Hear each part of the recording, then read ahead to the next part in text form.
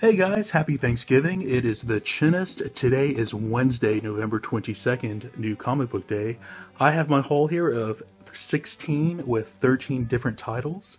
So starting off with DC, we have Doomsday Clock. So yeah, man, been waiting for this one for a while. So, there's going to be this big connection between Watchmen and the DC Universe, kind of folding them into the current DC Universe, the Rebirth Universe. So yeah, pretty cool. I was able to pick up the lenticular on this one, so it kind of goes back and forth between the Rorschach and the Trinity, I guess, icons or logo. Yeah, so yeah, pretty cool, man. So yeah, I was able to read through the stack for this week as well, kind of a smaller stack. So yeah, man, I'm not going to give away any spoilers here, but great read. I highly suggest for y'all to know Watchmen before you really get into this one here. So yeah, this kind of picks up really not too long after the first Watchmen kind of wrapped up. So this is really like a part two of Watchmen, and as Ozymandias, or I think it's how you pronounce his name, he had this huge elaborate plan, and it really involved kind of pinning a lot of things on Dr. Manhattan in order for the Earth to really unite, to come to like a common goal. And his plan actually worked, and you see like the aftermath. So it worked, but not for that long. So, as you saw on the cover, Rorschach is back, but I won't give it away, but it is and is not Rorschach, I guess you could say. But you kind of see this plan that they kind of start unraveling here. You kind of see who Rorschach is working for. They're bringing in some villains that were from the same publisher, and I forgot what it was. Was it Charleston Publisher? I forgot what it was, but they kind of rolled in some characters that were never really shown in the Watchmen, but part of the same publisher at the same point in time. So yeah, man, pretty cool. Definitely pick this up, but I really suggest for you to kind of know what's going on in Watchmen before you get into this one, in my opinion. So yeah, man, great stuff. And at the very end, they kind of reveal pretty main DC character at the very end of this one. So yeah, man, I'm really excited to read this entire series here. Okay, next up, another excellent read. I think I gave this one like a 4.5 out of 5 this week. But yeah, so this is the conclusion of Return of Kid Flash. Great storyline, man. So, as you may know, Kid Flash was kind of kicked off by Robin. It wasn't really a team decision, it was really Robin's decision. And, Robin / Damian. So Damian, he really kicked off Kid Flash because he started working with Deathstroke. And, throughout this arc, you kind of... he doesn't get redeemed. I think it's really more Damian who's really coming more to terms that, hey, there's situations to where he just can't cover it by himself. He's really starting to, understand why the team is there. So yeah, great, one-page splash here. But, so the team is back, and, obviously Kid Flash is back. I'll leave it on this two-page splash here, but, man, Kid Flash is a great... great character. I think they've done a really good job of his overall creation. So yeah, Teen Titans. Alright, next up, Star Wars. So this kind of kicks off, I'm sorry, I think this is, part 2. But it really kind of gets more into this character. I forgot what his name was, but part of, you really saw him with Saul Guerrero. He was like his general, like his right-hand man. What was this guy's name? Benthic. Yeah, so Benthic. Now, I thought he looked really, really cool in Rogue One, but they didn't really, he didn't really have a big part. But you kind of get a little bit more of his character here. You kind of see like he really, really fully adopted like all of Saul Guerrero's, tactics. And, his tactics really has like no moral code. Whatever it takes to win the battle is what you do. And you really see, he's really deep, really, really demented. So yeah, man, pretty cool. He's a cool character, and they really utilize him pretty well in this one issue here. So yeah, Star Wars. Alright, next up, Justice League of America. This is pretty much the worst read in the entire stack, in my opinion. I really gave this one like a 2.5 out of 5.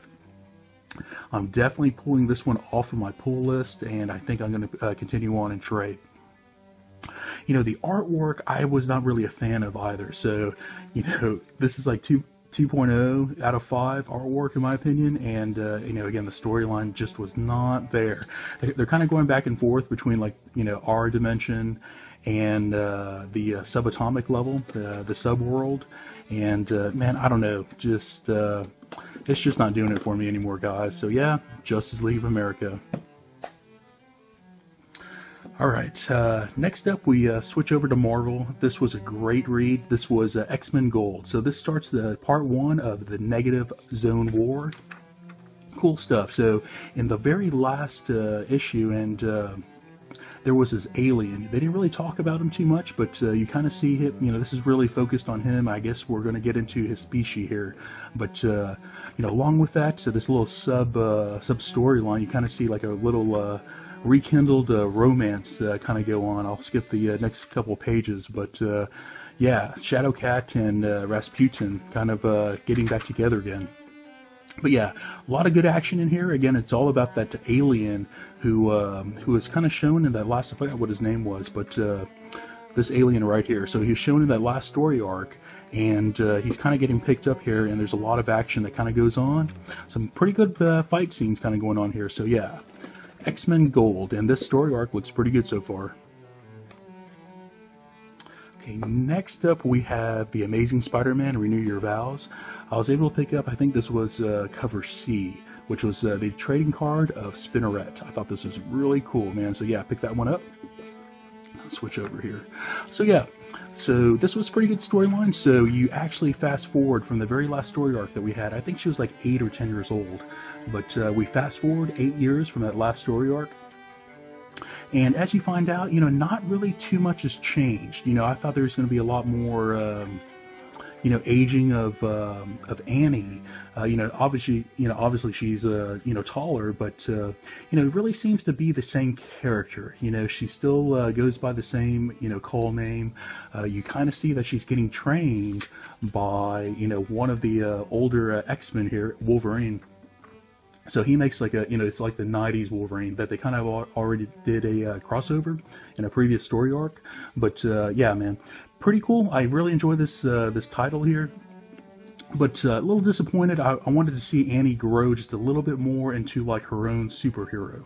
But she's kind of the exact same character, man, just a little bit older. So I don't know. We'll see where that one goes. But yeah, Renew Your Vows. Okay, next up we have Redneck, and I was able to pick up 2 of the Texas, and I think this went to a some sort of relief fund, I believe. Don't quote me on that one, but I think I read that somewhere. So this was like cover B, but I think it was part of the Hurricane Harvey Relief Fund. So I thought it was a really cool cover nonetheless. So I picked up 2 of them. I'm obviously in Houston. I kind of went through the Hurricane Harvey, so a little memento of that hurricane. So this was a cover A, and I actually loved this cover A. It had the rattlesnake that you're kind of peering through back onto the vampire clan here. So yeah, man, I thought this cover A was excellent. So we find out that the clan, from the very last, I forgot the last city that they were in, but they're completely exposed to the humans. There was this huge battle that went on, and they kind of all skip town. So as you find out, they're in one of their safe houses, and you kind of see how life kind of goes on for our little clan here. So this entire issue is really them kind of readjusting. A little bit of action here at the very end. I won't give that away, but yeah, Redneck. Really enjoy it. Again, modern day vampires living in modern day Texas, but in the backwoods Texas. Next up, we're going to switch over to, I'm sorry, that was Image. So Void Trip. This was pretty cool. I expected maybe just a little bit more. But you have this this crew, this guy and this girl, who are kind of going around the universe on this complete, like, total trip. This drug-induced trip. And this is really like a fear and loathing in outer space. So you have your 2 main characters here. I forgot what their names were. there's a lot of, quoting of like older, like drug type of movies like Dazed and Confused. They're kind of quoting a couple of those scenes there. And, again, I really feel this is really reminiscent of Fear and Loathing. You also have like a little bit of, heavy metal essence to go along with it. So yeah, so you have this fruit called, it's called fruit, F-R-O-O-T, that they eat, and it's just like this psychedelic type of just, drug. They feel great, completely visuals and everything, hallucination type of drug for them. So they're just kind of going from planet to planet, they're just, just enjoying life, partying it up. You have this guy who's working for another person trying to get a hold of this couple for some reason. I forgot what it was. I don't think they revealed yet. But, I thought the artwork was pretty cool. Very, very reminiscent of the heavy metal, magazine, in my opinion. Both the storyline and the artwork. So yeah, I get this artwork, pretty high in my opinion, maybe like a 4.25 out of 5. And, I was, really waiting for a little bit more, scenic stuff. So you have like this one trip here, and just as an example, but each trip's a little bit different, so pretty cool, but I expected just a little bit more visuals. But yeah, I think I'm going to pick this one up here, continuing number 2 on to see where this one goes. Alright, next up we have Sword Quest number 5. So at the end of number 4, this was really all about like a heist. This was a heist storyline. There was a sword that's, super expensive, like, a couple $1 million, and this group of like 4 or 5 people were trying to steal it.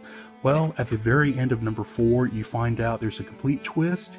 You find out that magic is real, the sword is actually real, and there's another realm altogether different from Earth. And, man, complete twist. I was not expecting that whatsoever. Great storyline. So this one kind of finishes off. You have this antagonist here. They kind of introduced a few issues back. Kind of like a wizard in a sense. But yeah, pretty cool. So at the very end here, this kind of finishes off this story arc. They're going to get into the next one. Sounds pretty cool. They're actually going to go into the other realm and have another adventure there on that Earth. So yeah, man, pretty cool. This one really... it started off really good. It got a little bit slow. That twist occurred. Got it really good again. So yeah, Sword Quest. Alright, so this one is by, what was this? Devil's Due First Comics is the publisher. So, Malefic. This one was a really good, it was a sleeper surprise to me.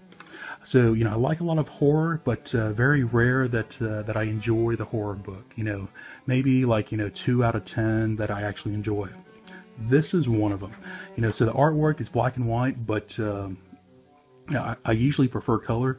But man, this artwork really goes along with the storyline, in my opinion. So you have this doctor, and she, really progressive, and she's kind of twisted, at the same time. Not evil, but, she's just really just kind of weird. So in this one issue, you kind of see her kind of playing, the various inmates, not against each other, but, just trying to help them out, trying to get like a little bit more information. Pretty good issue here. This one wasn't, scary like maybe like the first one and the second one, but, man, great storyline. You get to know the doctor just a little bit more. So yeah, Malefic, if you're looking for something a little bit different, man, this is it. I really enjoy this storyline so far.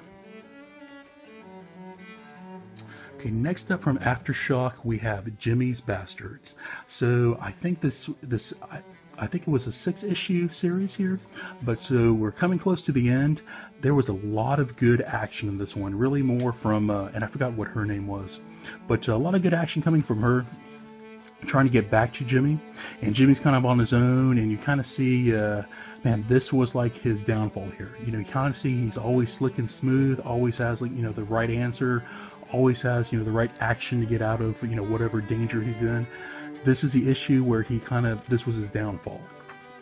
Pretty cool to see that, and again, a lot of great action scenes coming from this one woman here. So yeah, great stuff, Jimmy's Bastards, and this is by Garth Ennis. Excellent writer, man. I really enjoy a lot of things that he puts out. A lot of, like adult humor. Alright, next up, The Beautiful Death. So this one by Static Press. This one, the storyline got just a little bit weird on this one. So, so this is like a post-apocalyptic Earth. which the main event that happened, you had these alien bugs that came down and just, decimated humans. This one here has like really no explanation. They kind of go back and forth in time, kind of building up a character that they have here. But you find out that there's some humans apparently that could control like the smaller bugs. And they don't really explain too much. And, I don't know, I got a little bit lost in this one issue, to tell you the truth. I'm going to continue on just one more to see where that one goes. But I don't know, man. It just kind of got... it's different from what I thought it would be. I got a little bit weird. So, yeah, The Beautiful Death. Alright, last up from Valiant, we have X-O Manowar. This was a pretty good read this week. I think I gave this one maybe a 4 out of 5. Artwork alone really carries this title for me. This has like that portrait fantasy type of artwork that I really grew up, reading through heavy metal. So this really had that heavy metal feel for me. I really enjoyed it. A lot of good action that happens here. I really wish that they had maybe, another 30% more pages in each issue. The storyline's kind of rushed. You could really use, a lot more paneling, in my opinion, to kind of really, tell that storyline. Great storyline. So in this issue, you have I think there's 3 different species that actually, live. They're advanced species, and they've been warring for centuries. At this point in time, Eric is going to step in, kind of be like a peacekeeper. He's going to kind of get rid of all the war that's been going on, the civil war that's been going on this planet.